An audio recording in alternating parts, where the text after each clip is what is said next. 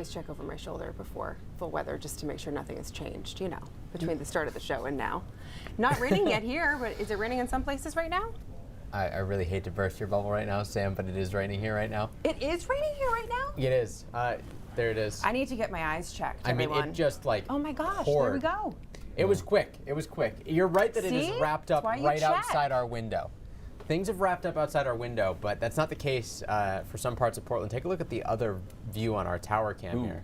Yeah. Yeah, you see some couple of There drops you go. still flying locally, but I mean there's some heavy rain down in the Eastern Prom, down through the Old Port, and this is a pretty quick moving shower, but it's a taste of what's going on across Maine right now with a line of showers and thunderstorms. Haven't heard any rumbles of thunder here in the studio just yet, but I am watching that. Most of the activity is actually in Maine. We had some showers and thunderstorms in New Hampshire, but those have since cleared up, and a couple of lagging storms in Quebec, but those are all starting to wrap up right now too. The heaviest are in central Maine, tracking up along 95 closer to the greater Bangor area, and I've been watching the trajectory of some of these storms. Interesting to see the ones down east actually pushing north before they get swept up by the front and then get kicked off to the east. Let's zoom in on some of these heavier showers and storms and talk about what's going on right now. Thankfully, these are all still below severe limits, but we certainly have some stronger storms approaching China and South China along 202.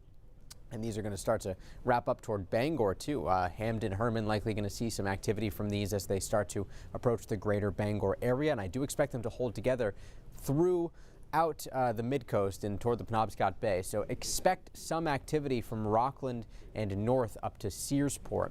We also have some heavier showers in Penobscot County near Enfield up to Lincoln and Lee, and then out Route 6 into Washington County. Calais, Princeton, north through Waite into Topsfield.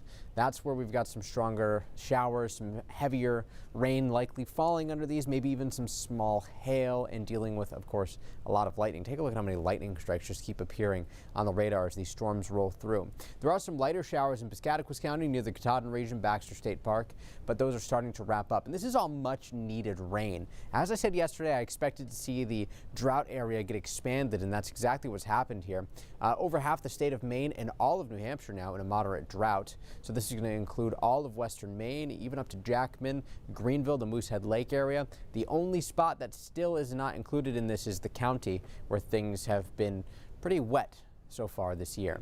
We'll watch all this pass through, and then we clear out tonight with much drier conditions on the way overnight. Expecting temperatures to fall down into the 50s for most, and then we'll warm up pretty nicely tomorrow with wind out of the northwest and just full sunshine. A gorgeous day, low humidity, high temperatures on either side of 80 degrees. Quiet through the day tomorrow and the weekend with high pressure in control. But on Sunday, we start to tap into some of this heat and humidity. And then this front will cross sometime early next week, Monday or Tuesday, and with it comes the risk for some thunderstorms. A couple of those storms could be on the stronger side depending on how the timing of all of that works out. Seas tomorrow will be around 2 feet, expecting some patchy fog in the morning, could be dense. Northwest wind around 5 to 10 knots, becoming southwest as the day goes on. 7-day forecast inland gets hot and stays humid throughout most of next week. This is the first time the 7-day, I think, has had all 80s on it so far this season.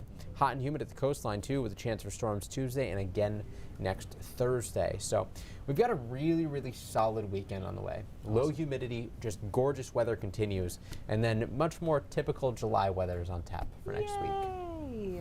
We'll take it. Thanks, Mike.